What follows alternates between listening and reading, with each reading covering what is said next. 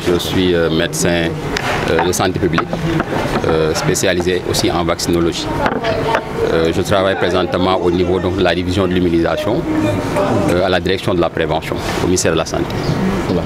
Merci de revenir avec nous justement sur cet important atelier de Thiès. Nous avons tenu à organiser cet atelier au niveau donc, de Thiès. C'était pour actualiser les supports de communication.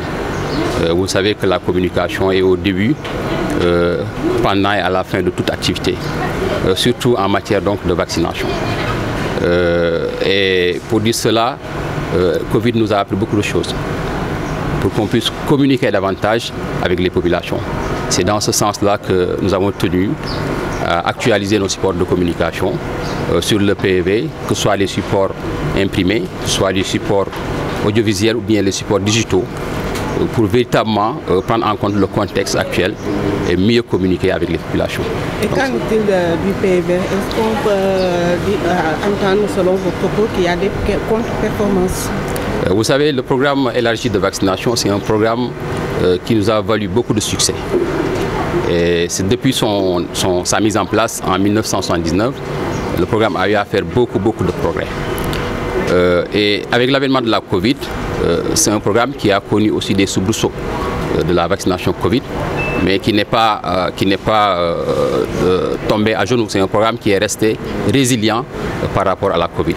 Actuellement, quand nous regardons les performances, nous avons donc des couvertures vaccinales. En 2022, par exemple, si je prends l'exemple du vaccin qu'on appelle le Penta 3, on est à 88%. Le pentavalent. Quand je prends le vaccin contre la rougeole, on tourne autour donc de 83%. Ça, c'est des données d'enquête. C'est vrai que par rapport aux données administratives, le contexte actuel donc, du grève du personnel, fait qu'on n'a pas les données administratives. Mais les données d'enquête quand même nous donnent des informations sur les performances donc, du programme. Pour dire simplement que c'est un programme qui est toujours résilient malgré le contexte actuel que nous vivons. Dis-nous par rapport à ce contexte, quelle est la cible privilégiée? Pour le PEV, nous avons les enfants d'abord de 0 à 23 mois. Nous avons aussi les jeunes filles de 9 à 14 ans qui sont vaccinées contre le cancer du col de l'utérus. Et nous avons aussi les femmes enceintes et les femmes en âge de reproduction, donc qui sont vaccinées contre le tétanos. Voilà un peu donc les cibles qui sont, en tout cas, les cibles donc du programme que nous essayons donc de toucher à travers donc des activités que nous menons, qui sont déroulées soit au niveau donc des structures sanitaires, mais aussi en dehors des structures sanitaires, parce que vous savez qu'il y a des populations qui vivent au-delà donc de 15 km, qui sont loin des structures sanitaires.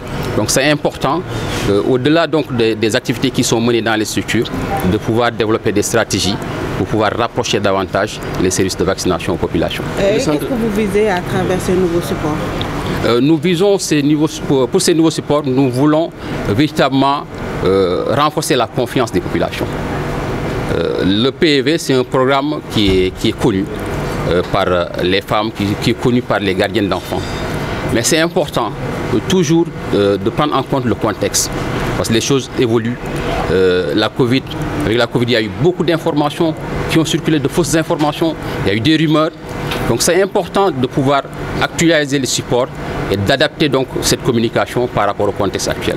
C'est dans ce sens-là véritablement que nous avons tenu à organiser cet atelier. Et nous l'avons organisé avec des spécialistes de la communication, avec donc, nos partenaires habituels, pour véritablement avoir donc, des supports qui sont adaptés au contexte et qu'on puisse communiquer avec les populations et les rassurer davantage par rapport à ce programme qui est performant et qui est là pour, disons, les enfants, qui est là pour la vaccination donc, des femmes enceintes et leur permettre en tout cas de lutter contre ces maladies qui sont évitables par la vaccination. Et le centre de vaccin qui a été inauguré hier à Diamniadio, vous savez, ça c'est une bonne chose parce qu'en matière de vaccination, vous avez besoin de vaccins. Nous avons l'habitude de le dire. S'il n'y a pas de produit, il n'y a pas de programme. C'est important que l'État, le gouvernement puisse encore accompagner les efforts qui sont effectués par le programme élargi de vaccination. Et la première des choses, je pense, c'est important d'avoir donc des vaccins. Donc ce projet Madiba, pour moi, c'est une bonne chose qui va nous permettre d'aller vers cette souveraineté que nous attendons par rapport donc à la disponibilité des vaccins. Parce que les vaccins quand même coûtent cher. Donc si l'État fait des efforts dans l'achat des vaccins et fait des efforts pour aller plus loin, pour qu'on puisse produire des vaccins, je pense que ça va nous permettre d'avoir une bonne disponibilité des vaccins et de nous assurer qu'il n'y aura pas de rupture et permettre en tout cas que les activités de vaccination puissent se dérouler convenablement. Monsieur le Docteur Mangom.